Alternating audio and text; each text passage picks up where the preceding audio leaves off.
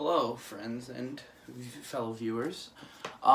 Today is going to be my review of Hadestown, which I saw last night. I've been dying to see it since I was shown the off-Broadway cast album by a friend. Shout out to Lyle. And so I just wanted to sort of give my thoughts on the show because I actually really enjoyed it, and I just have a lot of things to say about it. So yeah, I'm going to do that.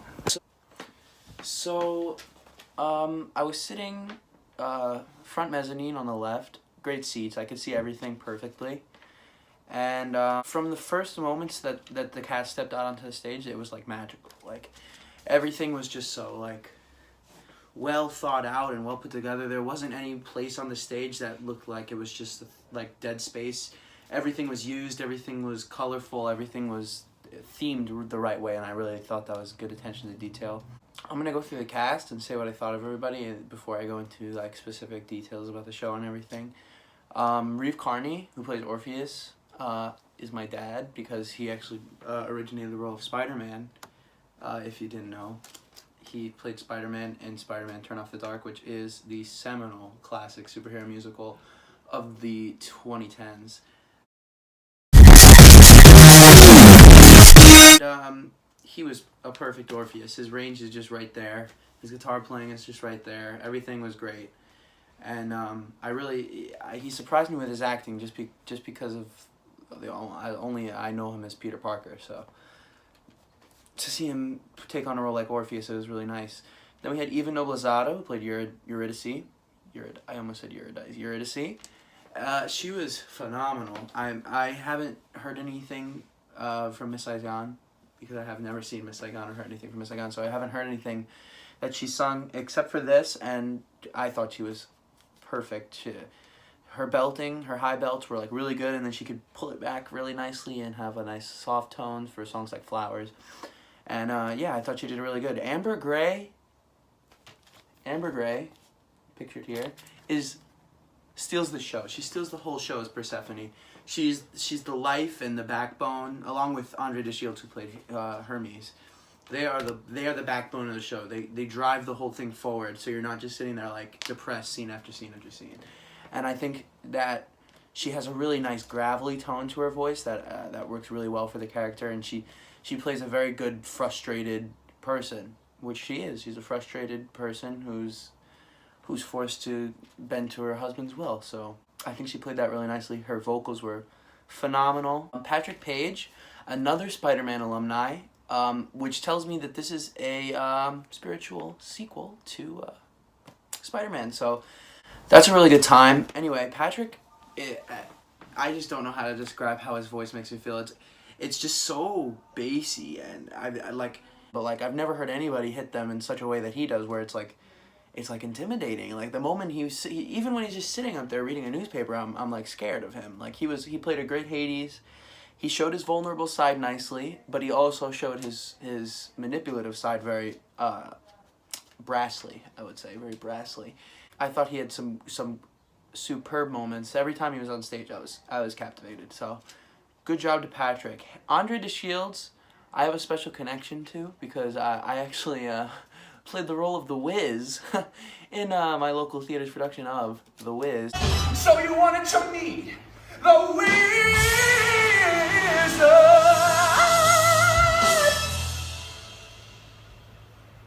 All right.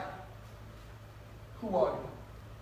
And he played The Wiz on Broadway. So off the bat, I loved him, but no, really, he was a great Hermes. I love Chris Sullivan, who does it on the Broadway album. The off-Broadway recording. But Andre brings something else to the character. He's not like this gruff, like, I sort of got like a gruff country type of vibe from Chris Sullivan on the off-Broadway recording, but Andre DeShields brings a nice smooth slyness to the character, and he's not necessarily just a narrator. He knows the ins and outs. He knows the little brushstrokes inside of the story, and he lays that all out for the audience in a beautiful way. He had some great moments, especially with Amber Gray, who played Persephone. They had a nice chemistry on stage, which was really nice to see, and yeah, he was great. The Fates, wow, the Fates were great. I have to go to the cast of characters page with their headshots just so I make sure I don't credit anybody wrong. So Jewel Blackman, Joelle Joelle Blackman. I'm sorry if I butchered that. She she plays the low line, Fate. She had some phenomenal solos. Like when she would start singing, I'd be the diversity of her voice and the way she would manipulate her tone and sort of make her. It really added another type of atmosphere to the show. And then we had Yvette Gonzalez Nasser, who I believe was in the middle. I believe she was in on the middle line. She was amazing as well. And then we had Kay Trinidad. All three of them really they blended together so well. Their voices fit so well together. And I love the Fates. The Fates really round out that the missing part of the show. That if the Fates weren't in it, it would be a whole different show. They really in sort of the way that Hermes does. They sort of drive the show. They provide exposition and narration in an interesting way rather than just blah blah blah blah blah. This is what happened. Hermes blah blah blah. Hades. The Workers' Chorus was really good. I didn't expect the choreography to be anything top notch, but it really was. The way that they manipulated the set and the way that they used the different chairs and tables and another thing, the costumes were phenomenal. I want to see who designed the costumes. Michael Crass on costume design. The costumes were really good. It felt really true to form with the Greek mythology side of things, but it also felt modernized and sort of rustic and steampunk in a way. And I thought that was really cool to see. The Workers' Chorus really do a good job lifting the show from a flat cast of characters to an elevated, full sort of company. You know, it takes it from cast to company when you have the Workers' Chorus in there, and they were phenomenal. So what did I think about the show itself? I had only been really familiar with the music. I didn't know any of the sort of visual, and of course I knew the story of Orpheus and Eurydice from Greek mythology, and so I didn't know much of the visual things that were going to be thrown my way. And a lot of, also from the off-Broadway cast recording, there's a lot of differences in the songs. I think there's even songs that are not even on it, like Flowers, If It's True, stuff like that. And it was just, I honestly don't know how to describe it other than just, it was beautiful. Like everything was just, it seemed like everything sort of came together in a beautiful way to just make a perfectly rounded show that sent the message that it needed to send without too much fat around it to trim off, and it keeps you on the edge of your seat, really. Like, it keeps you interested the entire time. There's not a boring song, there's not a boring moment, and it's just like the atmosphere that's in the room once the cast walks on the stage is just something totally unique to any theater piece that I've ever seen.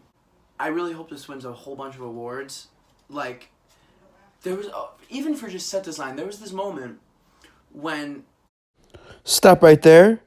These are spoilers. If you haven't seen the show and you don't want to know, click off.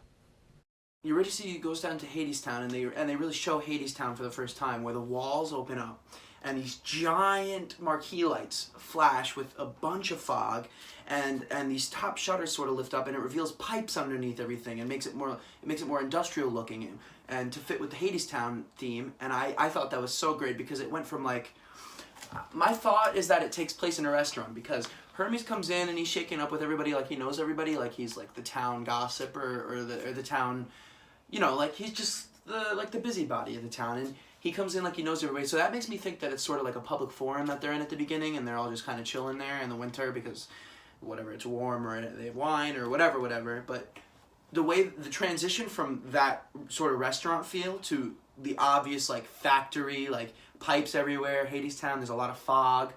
I thought that was beautiful.